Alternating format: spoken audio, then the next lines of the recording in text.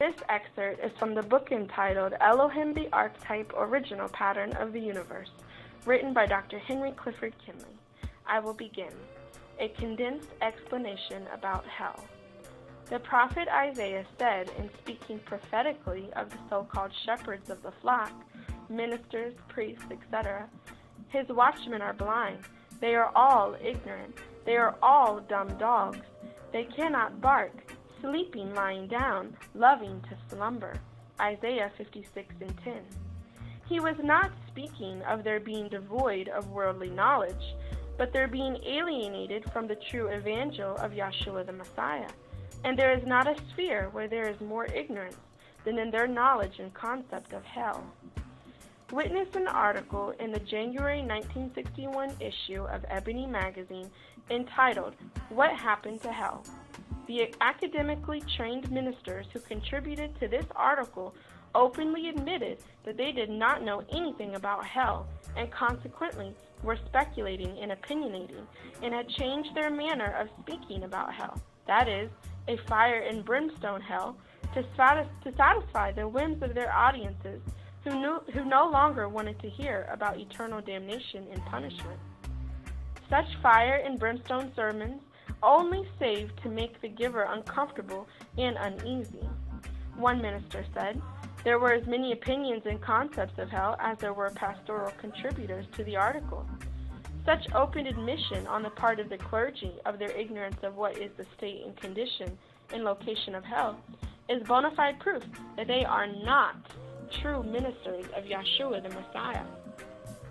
For none of the true ambassadors of Yahshua the Messiah bit their tongues in reference to hell and openly and frequently reminded their followers of its existence and warned them that it was both a state of condemnation and a place reserved for the wicked until the revelation of Yahshua the Messiah from heaven. Revelation 20:12-13. There are others in these modern times who are of diverse opinions as to what and where hell is. Reverend Clarence Larkin, author of Dispensational Truth, 16th edition, 1918, page 98, says that hell is one compartment of the underworld, the other compartment being paradise, with an impassable gulf between them, and in the depths of the gulf is the bottomless pit, where the evil spirits are temporarily confined. The Roman Catholics teach that all who die in mortal sin go directly to hell, where they are punished eternally, whereas those who die in a state of grace, but are guilty of venial sin, repose temporarily in a place called purgatory, where they suffer for a while, that is, until the last farthing is paid, and they finally go to heaven. There is, in fact, no agreement between the ecclesiastical and religious groups as the state and condition and location of hell. The New Standard Dictionary, Funk and Wagnalls, Volume 1, page 1137, defines hell thusly. 1. The abode of evil spirits, the infernal regions, especially as a place of eternal punishment for lost spirits. The state of eternal punishment, also the infernal powers. 2. Figuratively, any place or state of extreme torment, evil, or misery. 3. The place of departed spirits, called by the Greeks Hades and by the Hebrews Sheol. 4. Christian science, mortal belief, error, lust, remorse, hatred, revenge, and sin. 5. A place of evil, rejected things. This lexicographic concept of hell also has much to be understood in making one fully cognizant of what hell is and where hell is.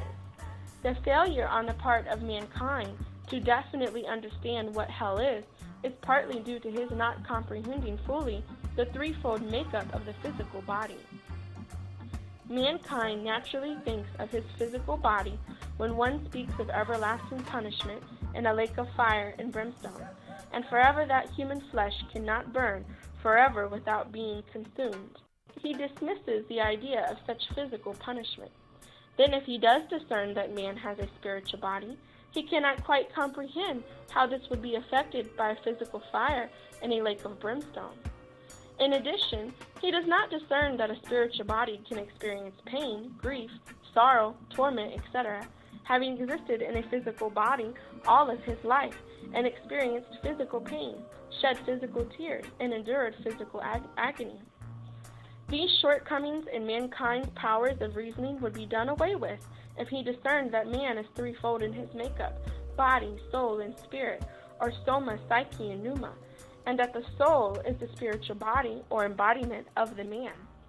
Furthermore, if he realized that the physical body is only a type and a shadow of the real body of a man, which is his soul, and that the physical manifestations of pain and torment ministered through his physical nervous system is only a type and shadow of the real spiritual pain and torment of the soul.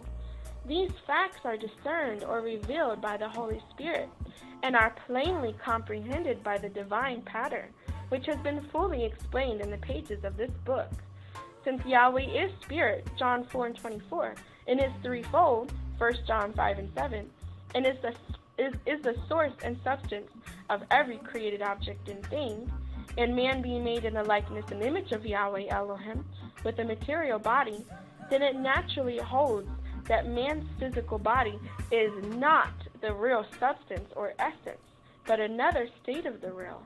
Likewise, the earth, being a tabernacle itself, is a type and shadow of the real tabernacle, Yahweh Elohim, in which we all live and move and have our being.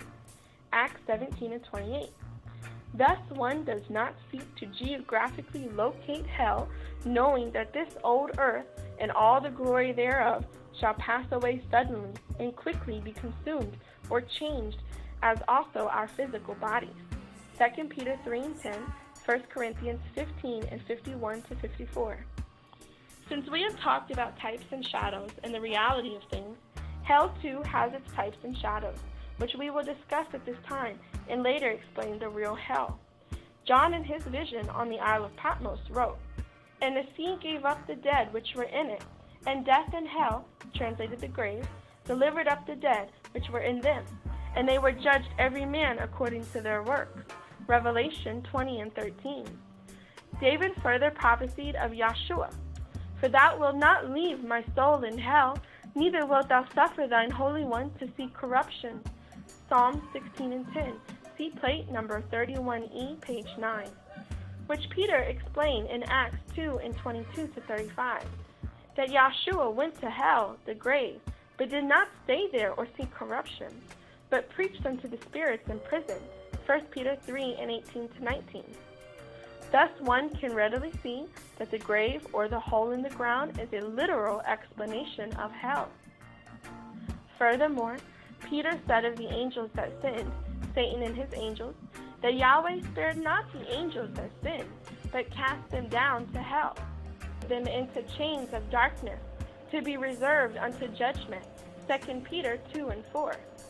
Jude, also speaking of these same satanic spirits, said, "And the angels which kept not their first estate, but left their own habitation, he hath reserved in everlasting chains under darkness unto judgment of the great day." Jude 6. Seeing then that these angels were cast down to hell, and remembering that Yahshua said to his disciples, "And these signs shall follow them that believe, in my name shall they cast out devils." Mark 16:17. It must follow that these evil spirits are incarnated in physical bodies, which is another accurate manifestation of hell. The physical body, out of which Yahshua cast many devils, is further shown to be in reality hell within itself, by some remarks which the Apostle Paul made when he was being tried before Ananias, who had commanded that he be smitten on the mouth. Paul said, "Yahweh shall smite thee, thou whited wall." Acts 23:3.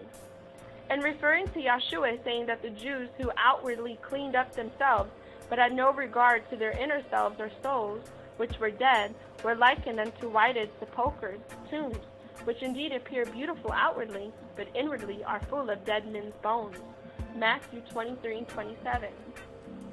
Thus, when one's inward self or soul is dead because of sin, his physical body is the grave or hell for the evil spirits which are incarnated therein. There is yet another extended meaning of hell which relates to the mind. Paul wrote to Timothy, saying, "She that liveth in pleasure is dead while she liveth." 1 Timothy 5:6. He is referring to one's mind being alienated from Yahweh and being darkened and set on worldly things, which is a state or condition of hell. Paul supported the idea of the mind being heaven or hell depending upon whether it was divinely illuminated, remember the Shekinah in the most holy place, or not, for he said, to be carnally minded is death, but to be spiritually minded is life and peace, and anything that is dead is in hell or the grave.